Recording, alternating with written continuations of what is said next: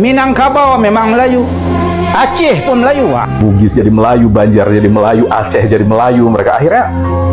Mereka menolak konsep Indonesia itu yang membuat suku-suku di sini setara dengan satu wadah Indonesia.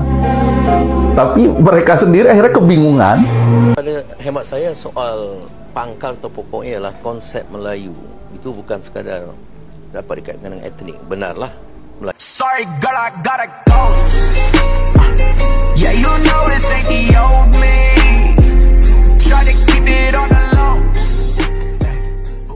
Halo guys, jumpa lagi di Aryan M Channel. Oke, buat teman-teman yang klik video ini, seperti biasanya saya harapkan mudah-mudahan teman-teman masih dalam kondisi sehat walafiat, dan jangan lupa dukung channel ini dengan cara like juga subscribe. Oke guys, konsep alam Melayu yang dibuat oleh Malaysia yang sering digembar-gemborkan oleh Profesor Malaysia terkadang sangat membingungkan. Karena hal ini berlawanan dengan definisi Melayu yang ada di Malaysia sendiri. Oke, seperti apa videonya? Sebelum kita berkomentar, kita akan lihat dulu. Baiklah. Orang nak ubah sejarah kita. Jadi sekiranya dia boleh menakluki kita dan mengambil barang-barang berharga daripada negara kita dan bawa kepada negara mereka, menjadi harta mereka, tidak mustahil perkataan itu dipadam saja. Tapi soalan kenapa tak ada dekat Malaysia? Kita kena maklum, kena ingat, dulu sebelum 1820, Malaysia dengan Indonesia tak wujud. Ini adalah alam Melayu. Apabila dibuat pecah perintah oleh Kerajaan London yang diketuai oleh Raffles pada tahun 1820, maka berpecah Indonesia dan Malaysia. Justru banyak data-data kita tidak ada di sini dan ada di bahagian Indonesia dan Sumatera.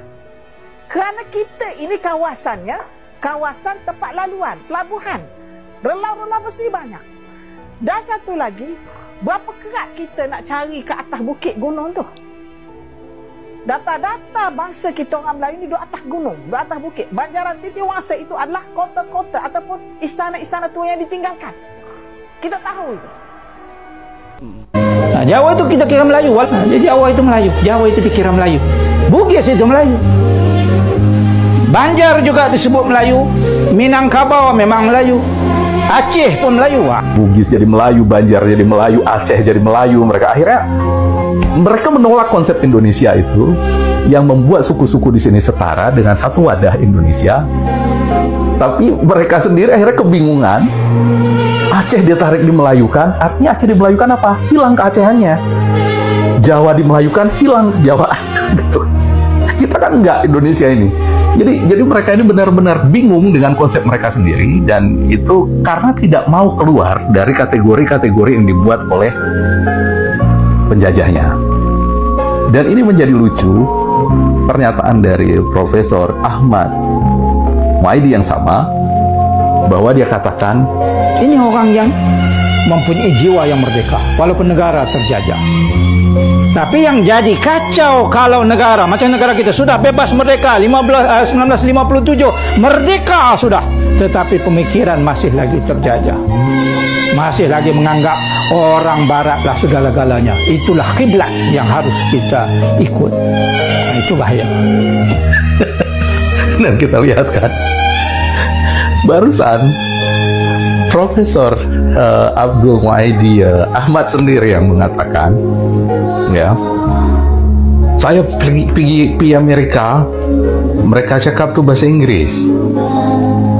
Tak ada yang bilang bahasa Amerika. Saya pergi Australia tuh cakap Inggris.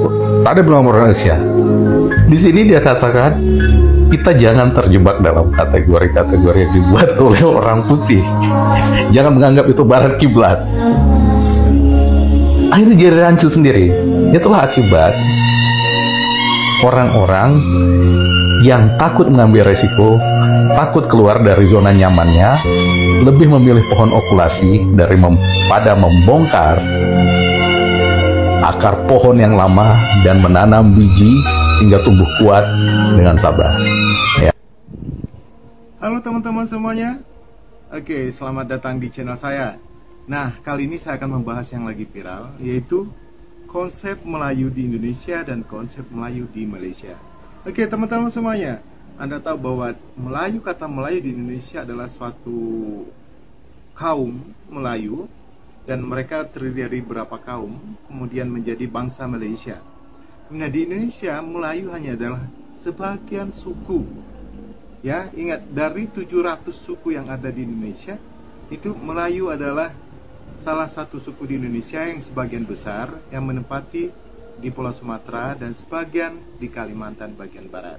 Nah, kalau begitu, Anda sudah tahu bahwa di Indonesia adalah salah satu suku dengan bahasanya Melayu. Jadi di Indonesia masih banyak lagi bahasa-bahasa yang lain, ya, selain bahasa Melayu. Karena peradaban Sriwijaya yang populer hingga ke benua Eropa, maka istilah Melayu kemudian digunakan oleh para antropolog Eropa untuk mengidentifikasi ras Austronesia dan para penutur bahasa Polinesia. Pencetus konsep ras Melayu adalah Johann Friedrich Blumenbach, 1752-1840, seorang antropolog asal Jerman yang menggolongkan ras Melayu untuk penduduk berkulit sawo matang. Konsep itu berbeda dengan temuan Sir Richard Winstead dalam tulisannya tahun 1921. Dia lebih mengasosiasikan orang Melayu sebagai suku atau etnis yang tinggal di wilayah Semenanjung Malaya dan Rio Lingga, Pulau Sumatera. Thomas Stamford Raffles adalah orang Inggris pertama yang mempromosikan ide mengenai bangsa Melayu. Menariknya, Raffles membentuk visi Melayu sebagai bangsa justru setelah ekspedisinya ke Pagaruyung. Dia menyatakan bahwa Minangkabau adalah asal bangsa Melayu. Tafsir kolonial ciptaan Raffles.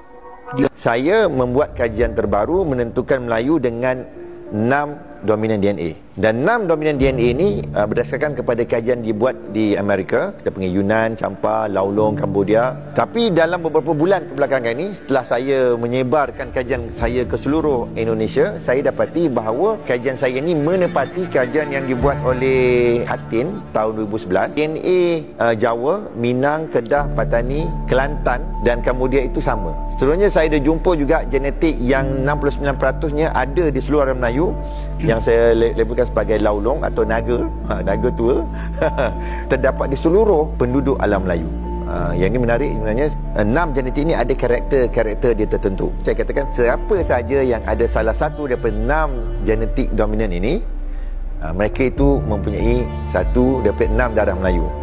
Oke guys, demikian beberapa cuplikan video mengenai konsep alam Melayu yang ada di Malaysia yang sering dikoar-koarkan oleh Profesor Malaysia. Hal ini jelas membingungkan sekali dan sepertinya Profesor Malaysia juga bingung dengan adanya konsep Melayu. Profesor Malaysia mengatakan kita harus anti teori-teori dari Barat. Ternyata apa yang dikoar-koarkan ini sebenarnya pertama kali dicetuskan oleh orang Barat, yaitu si Raffles, adanya konsep alam Melayu. Akan tetapi justru di Malaysia sendiri menganut adanya konsep alam Melayu yang sering menjadi kebanggaan Profesor Malaysia dan juga mungkin masyarakat Malaysia. Dan ini sangat membingungkan ketika di Malaysia ada konsep alam Melayu, akan tetapi definisi Melayu Malaysia sendiri ini sangat berlawanan dengan konsep alam Melayu. Ketika Malaysia menganut konsep alam Melayu dengan memasukkan seluruh etnik yang ada di Indonesia ataupun wilayah-wilayah di Asia Tenggara, itu semuanya adalah Melayu, akan